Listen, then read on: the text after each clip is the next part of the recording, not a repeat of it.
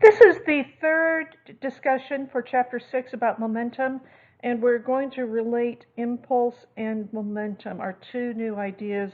We are going to relate them to one another. So we've talked about momentum, we've talked about impulse, we're going to put them together. The next things we'll look at will be bouncing, conservation, momentum, collisions, and more collisions. Remember from earlier in this chapter that we define momentum as mass times velocity. So that is the difference when we rolled the bowling ball down the hallway.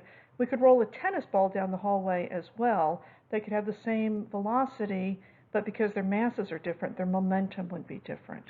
In addition, we defined impulse as being force over time. And this is very new compared to what we've done earlier. That we will now in Chapter 6 we'll start to take into the account the amount of time that the force is applied on the object.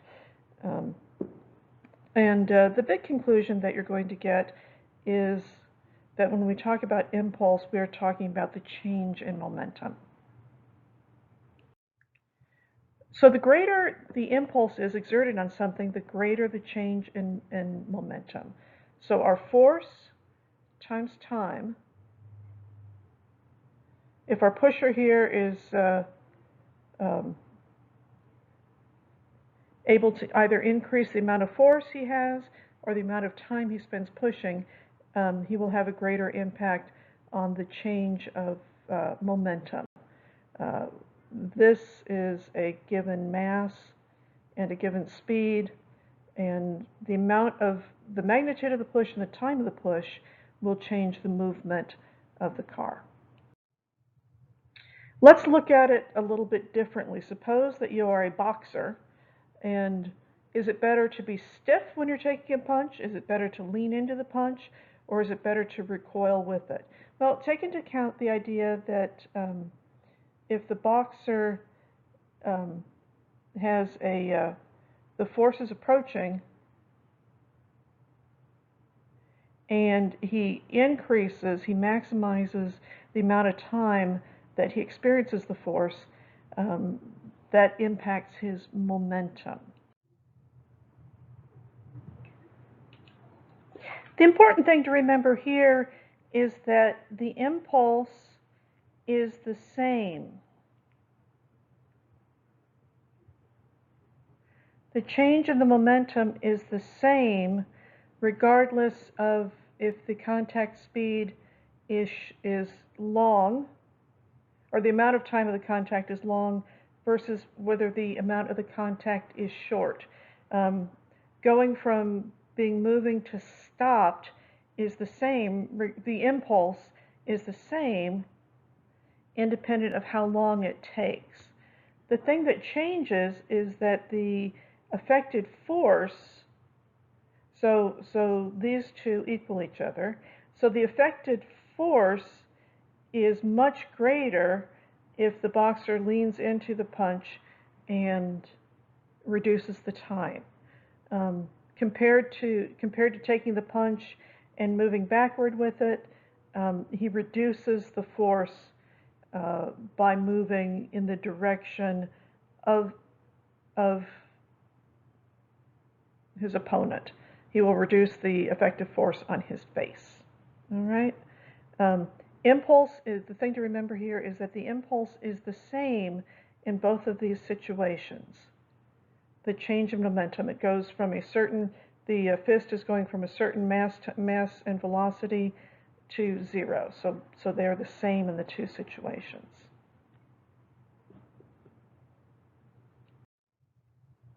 Let's look at another example where we've got a truck going at a given momentum.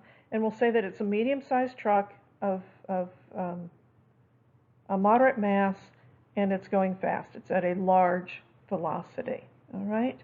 And spoiler alert, the truck is going to come to a stop. All right? Are we in better shape if the truck comes to a stop over a short period of time or a long period of time? What is going to be better for the truck? Well, if the period of time that he has to come to a stop is short, that means that the force acting on it is quite large, because impulse is the same. No, momentum is going to zero, so the mass times the velocity corresponds to the force times the time. If our time is short, our force is going to be long. What happens if instead we drive into a hay bank? In that case, the amount of time that it takes to go from velocity of maximum velocity to zero is extended. We take that stopping and we extend it over a period of time, and that brings the resultant force down to a more moderate level.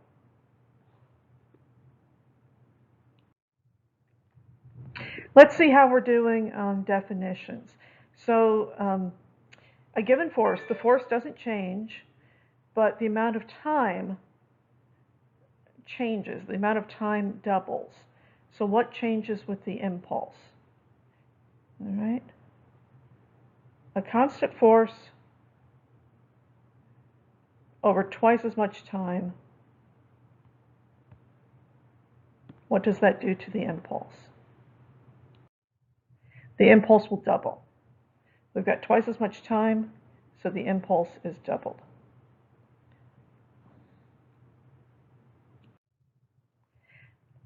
If we want to increase our momentum, the way to get the biggest result out of a force is to extend the time of contact. Again, this is new. This is not anything that we've looked at so far. A lot of sports analogies. If we have a good follow-through with our club or our bat, or our tennis racket, we extend the amount of time that we are imparting a force to the ball. That doesn't mean that it's a constant force through the contact. The force could be changing, but the longer that we have the force acting on the ball, the greater the magnitude of the result. When we extend the length of the barrel on our cannon, the cannonball will come out with a greater speed. And why is that? Why does the cannonball fly faster? Is it because it received a greater force, a greater impulse, both or neither? Why is it that a longer barrel on a cannon gives us greater speed? It's because of the impulse. The force is the same, but if the barrel is long, it gives us a longer time for the force to act on the cannonball. Preview of coming attractions, we've increased our work and our kinetic energy, but that won't be until a couple future chapters.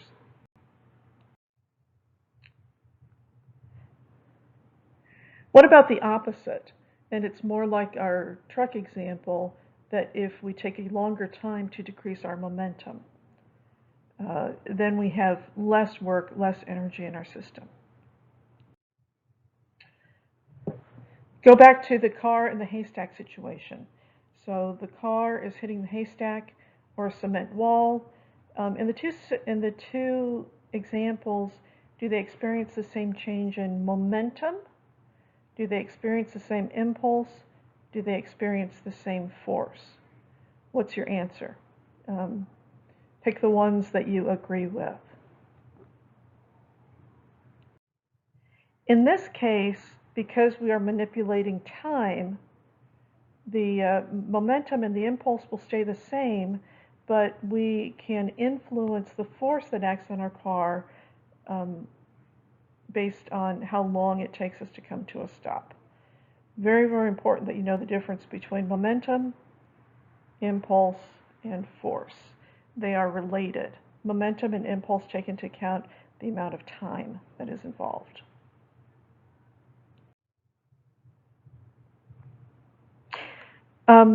You drop something breakable and when it lands on the floor or a carpet, what is the change in momentum? Does the surface it lands on make a difference? No, the surface doesn't make a difference. The momentum becomes zero in both cases. And so the change in momentum, the impulse is the same.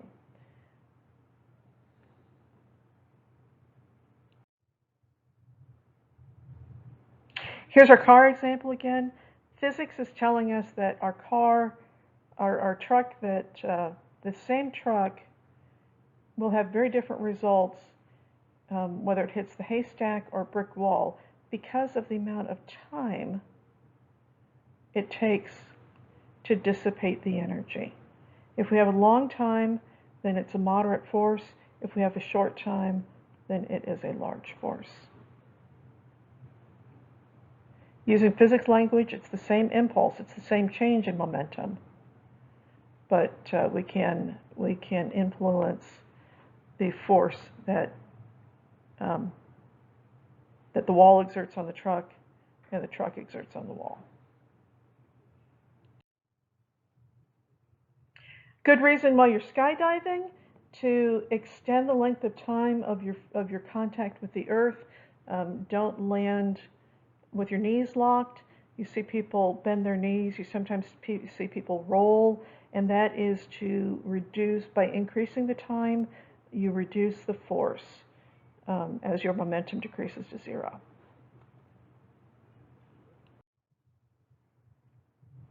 It can work the opposite way as well.